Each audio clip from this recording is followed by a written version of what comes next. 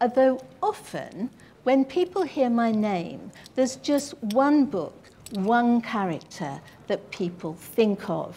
And that's probably because I've now written 4 books about this character. There've been a very successful, long-running television series, all sorts of different merchandising about her. Has anybody got any idea which character I'm thinking of? Yes?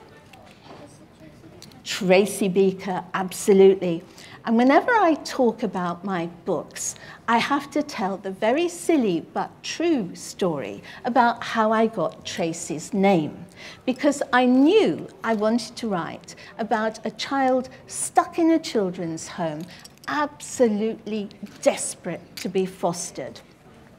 And I wanted to write about it in a very sort of fast, funny sort of way with lots and lots of illustrations. And I knew she had to have the right sort of name. I wanted something quirky and yet something believable. And I knew I wanted her first name to be Tracy, but I couldn't think of a good surname, last name for her. And I was thinking about this one morning in my bath. Now, this is another place that I find quite inspirational. I don't know if any of you like to lie back in your bath and just daydream.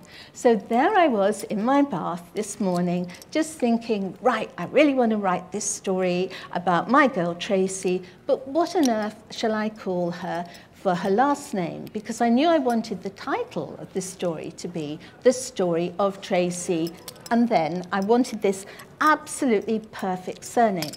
So I looked all around my bathroom for inspiration. Now, I don't know what your bathrooms are like at home, but mine is just the conventional sort. And looking for ideas, I thought, shall I call her Tracy Face Cloth? No. Tracy Soap? No. Tracy Toothbrush? No. Tracy Tap? Certainly not. Tracy Toilet? No, definitely not suitable. And so I decided, right, I am never, ever going to get any kind of inspiration just lying here in the bath, hoping that some ideal surname will come to me. So I sat up, washed my hair, and then when I rinse my hair, I don't have any elaborate shower attachments. I just keep an old Snoopy beaker on the end of the bath, run it under the taps, and sluice my hair down. So I reached for the beaker and then stared at it and thought, Tracy Beaker. And that, I promise you, is the exact way I got Tracy's surname. So it just shows you that if you're lucky, you can get ideas from anywhere. Now, lots of children think I write out of my own true experience, and that all the things that have happened to all the people in my books have happened to me. In which case, I would have had the most tragic, terrible childhood ever. Mostly, I make everything up. But I did decide it might be fun to write my own true story. Now, what's it called when you write your own story about yourself?